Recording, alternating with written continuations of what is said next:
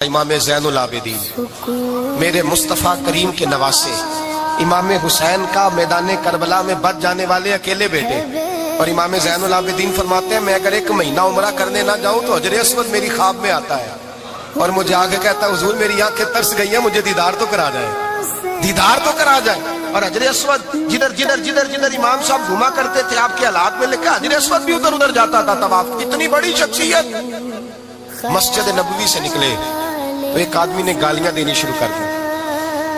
حضرت پہلے تیز چلتے تھے، جب وہ گالیاں دینے لگا تو آہستہ ہو گئے، وہ دیتا رہا۔ جب آپ کا گھر آ گیا تو آپ فرمانے لگے بھائی میرا مکان آ گیا ہے، کوئی بات اور کرنی ہو تو کر لے، میرے بچوں نے سن لیا تو تجھ سے ناراض ہوں گے۔ اور پھر وہ شخص کہتا جب یہ لفظ کہے نا تو مجھ پہ سخت طاری ہو گیا، یہ کیا کہہ رہے ہیں؟ ہم تو دشمن کو بھی پاکیزہ سزا دیتے ہیں،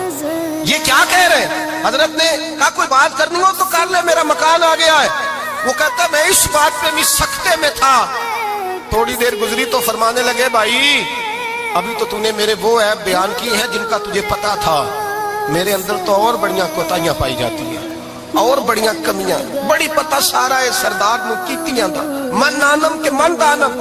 تجھے کیا پتا میرے تو بڑے عیب چھپے ہوئے ہیں۔ وہ شخص کہتا ہے مجھ پر دوسرا بم گرا تو پاک محبوب کا پاک نواسا پاک فاطمہ کے پاک پوتے اندر گئے، کہنے لگے ٹھہر جانا نا، رک میں آیا، کہتے اندر گئے، ایک بوتل سرکے کی لائے، ایک بوتل شہد کی لائے،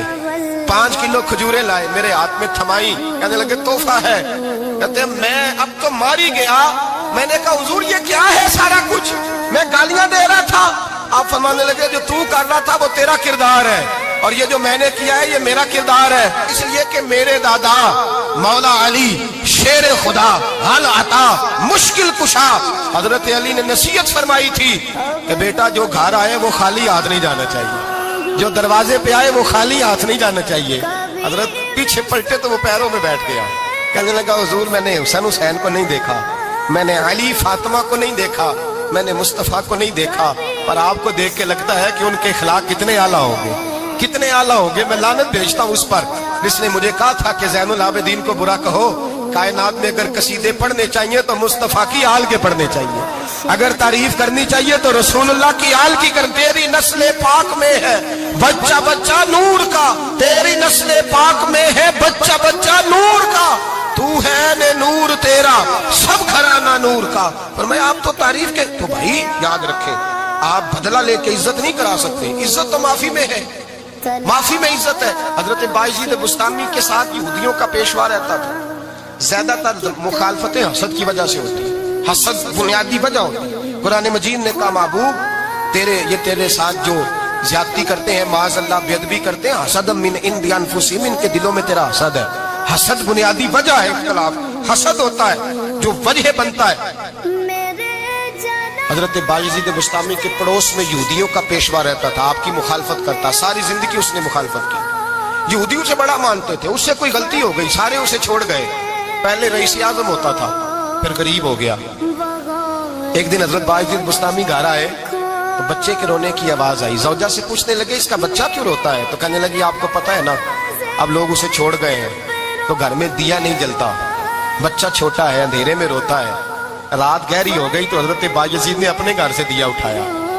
اپنے گھر سے دروازے پہ دستک دی، وہ باہر آیا تو جناب بایزید کا انداز کیا ہے؟ اس نے مخالفت کی زندگی بھر، انداز کیا ہے؟ باہر آتے ہی نا آپ فوراً اس کو بولنے نہیں دیا، کہنے لگے بھائی سن لے میں پہلے بھی آ سکتا تھا، دیر سے اس لیے آیا ہوں کہ گلیاں سنسان ہو جائیں، لوگ سو جائیں، تجھے اور مجھے کوئی نہیں دیکھ رہا ہے کہ میں ہوں دوسرا تو ہے، اور تو مجھے اچھی طرح جانتا ہے بایزید وہ نہیں کہ جو نیکی کرے گا اور دنیا کو بتائے گا، میں تیرا راز بھی رکھوں گا۔ اور بچے تو معصوم ہوتے ہیں نا، فرمایا میرے بڑے ہو گئے تیرے چھوٹے ہیں، یہ پکڑ لے دیا گھر میں لے جا، اور میرا وعدہ ہے کسی کو ساری زندگی اس نے مخالفت کی۔ وہ شخص کہتا ہے مجھے بولنے کا موقع نہ دیا، دیا دے کے چلے گئے۔ اگلی شام پھر آئی، رات گہری ہوئی تو پھر دروازے پہ دستک ہوئی، میں باہر گیا، نیا چراغ نئی بتی نیا دیا، کہنے لگے دیکھ کوئی نہیں دیکھ رہا، میں اس وقت آیا ہوں جب تنہائی ہو اور تو مجھے جانتا ہے، میں غلط بات بھی نہیں کرتا، یہ دیا رکھ لے، میں کسی کو بتاؤں گا بھی نہیں۔ کہتے چلے گئے۔ تیسرا دن آیا تو وہ یہودی کہتا ہے میرے صبر کا بندھن ٹوٹ گیا، میں ٹوٹ گیا، ان کی نیکی نے مجھے خرید لیا، ان کے معاف کرنے نے ان کی عزت میرے دل میری روح میں بڑھا دی، کہتے ہیں جب دروازے پہ دستک دی میں باہر آیا انہوں نے دیا تھمایا کہنے لگے دیکھ بھی کوئی نہیں رہا اور تو مجھے جانتا ہے میں مصطفیٰ کا غلام ہوں میں جھوٹ بھی نہیں بولتا میں بتاؤں گا بھی نہیں تیرا راز رکھوں گا کہتے ہیں انہوں نے دیا تو اس یہودی پیشوا نے شور مچانا شروع کیا کہنے لگا مسلمانوں باہر نکلو یہودیوں باہر آؤ عیسائیوں باہر آؤ شور مچ گیا لوگ چھتوں پہ چڑھ گئے کیا ہوا کہنے لگا یہ بایزید ہے میں یہودیوں کا پیشوا ہوں میں نے ساری زندگی جھوٹے الزام لگائے ساری زندگی اس کو بدنام کرنے کا ہر حربہ استعمال کیا جو مجھ سے بن سکتا تھا میں نے کیا